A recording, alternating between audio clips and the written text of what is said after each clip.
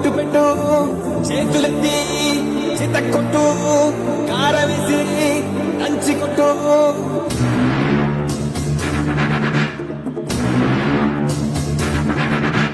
చీకట్లో దీపమంటే సెల్లమ్మారా